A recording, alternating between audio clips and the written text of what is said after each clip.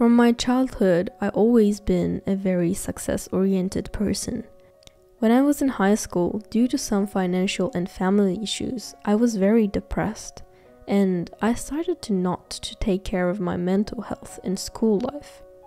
But one day, when I was randomly scrolling on YouTube, I discovered one of my favorite YouTubers' videos about productivity. After watching the video, I was mesmerized. I never thought about being productive before. Since English is not my mother tongue, I didn't even know the meaning of productivity. I thought, yes, this is the thing that can get out of my depressive mode. All I need is to be more productive in my life. It doesn't take me long to get literally hooked by the productivity world. The more I discovered, more I consumed. I started to optimize my morning routines, nighttime routines, makeup routines, and basically everything you can ever imagine. In the beginning, it was all fun. I was mesmerized seeing myself grow day by day and become more and more efficient. The tasks required to take 2x amount of time started to take only X amount of time. But since I had the extra X amount of time that I saved, being from productive, I started to fill my calendar more and more to achieve more. I woke up insanely early and worked like a robot for a day. Everything that was taking me away from my job made me angry. When something that is not scheduled in my calendar pops up, the only thing that I was thinking was, how dare they? Even the small talk that I was doing with my family during my 5-minute Pomodoro breaks started to bother me. I thought myself I could do some push-ups and squats right now to use this time effectively. I know it sounds insanely toxic, but the funny thing about us humans is that we usually don't realize when we are in an unhealthy situation. It's easier to see it from the outside. Before going to bed, I was worried about tomorrow's schedule.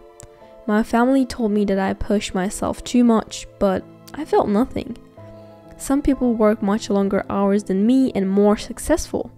The mindset that I had started to take control over my life. I continued like this for a couple of months until I hit my burnout. I never believed in burnout until I experienced it.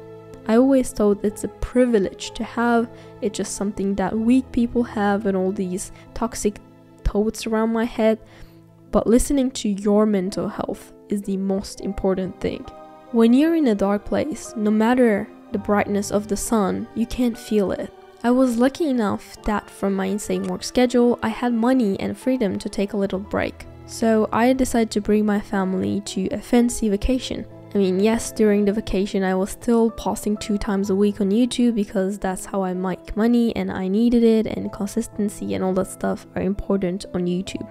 So back in the day, now I realize it, but even in my little break I was actually working. But during this fancy vacation, I decided to not think about YouTube, algorithm, money, or productivity. It was one of the best vacations that I had. It was a fantastic vacation. The sea was nice, the pools were nice, the food was amazing and all that stuff. When I look back, an expensive vacation was not the thing I needed. It was a mental break from productivity and my toxic working ethics. It was the me time. Me, myself, and I. Only for me. I reflected on my feelings and thoughts to understand the problem and identify and solve it. It took me months of dedication to get out of the rut and find my inner peace. Am I the best version of myself? Absolutely no. But are we going to become the best versions of ourselves? Absolutely yes. Are you guys ready to start the self-growth series? Because I'm ready AF. Welcome to the first episode of Self-Growth series by Ruri Ohama.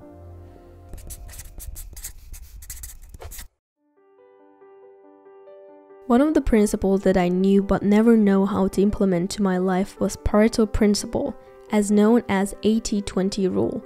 It basically means only few things are responsible for the vast results we see around us. It's all about finding the 20% that makes difference. But when I say the 80% of the outcomes comes from the 20% of the actions, it doesn't make any sense, right? Put simply, 80-20 thinking for effective time usage is all about brainstorming creative ways to leverage time.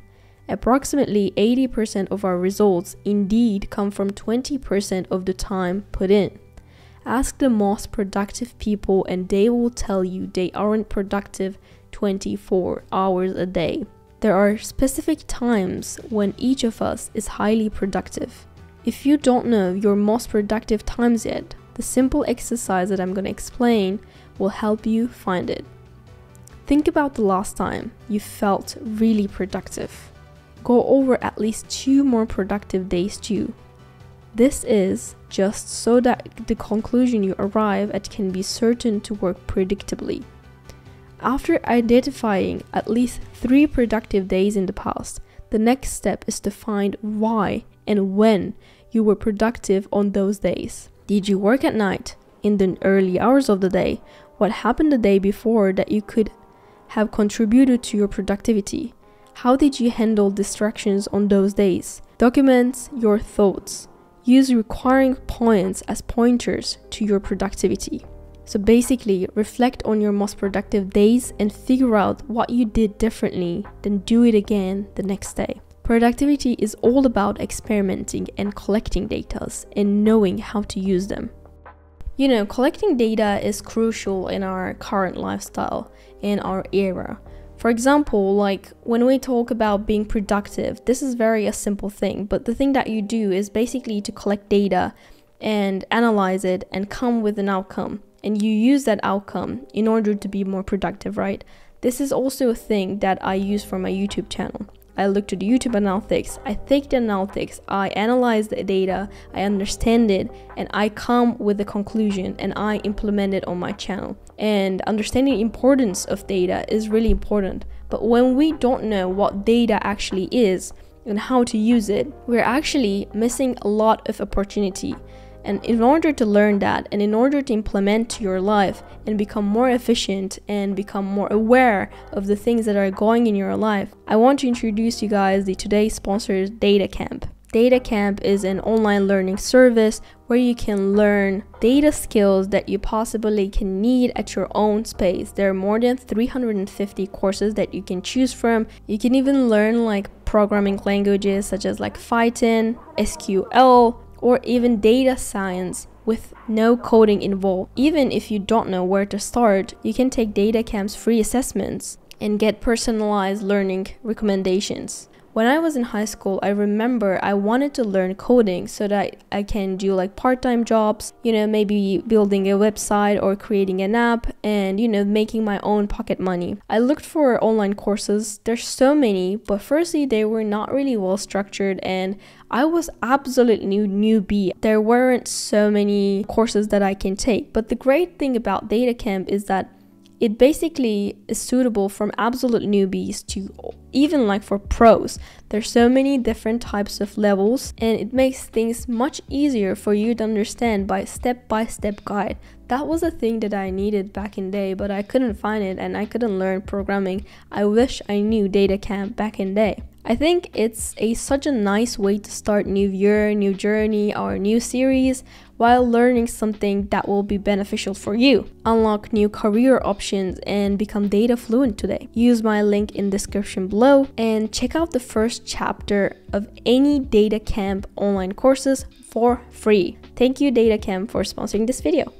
So basically from 1 p.m. to 3 p.m. I was editing our newest episode of our podcast, Milliseconds Apart. If you haven't watched it, I recommend you to watch it because it's just like a really chill, fun, nice podcast that we do with 2 of my friends, Izzy and Matt. I love them so much. While editing the podcast, it just like gave me joy.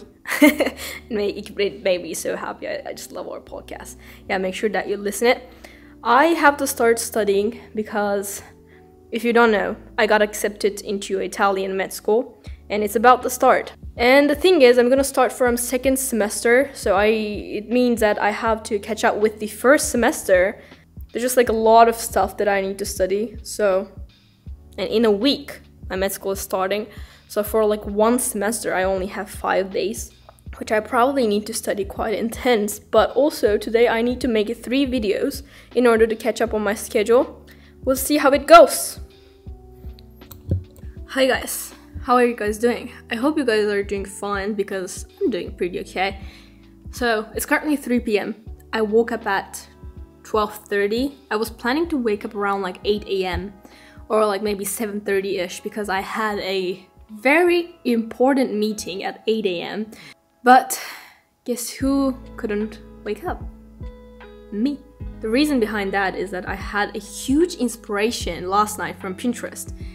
So in 2022, I'm planning to become a very cool Instagrammer, and I've been learning quite a lot about Instagram these days, about like the color patterns, color theories and the analytics, and you know, all these things about Instagram algorithm and all that stuff, because I do believe that in order to be successful in social media, you really need to study that.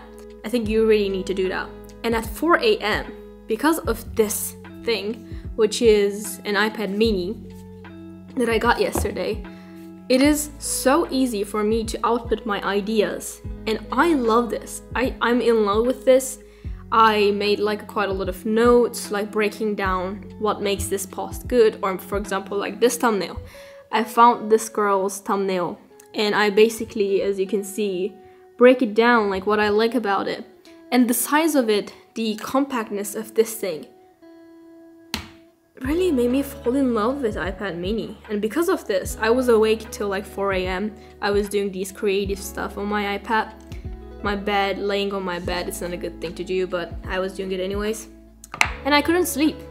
Just like a bombardment of ideas and thoughts and all that stuff. And I couldn't wake up for my meeting.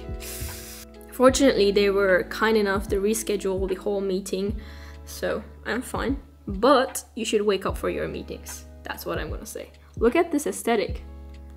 I think I will make a video about this, how I use my iPad mini for uni, for idea generation and all that stuff, but this is so good. Anyways, I'm not sponsored by Apple or something.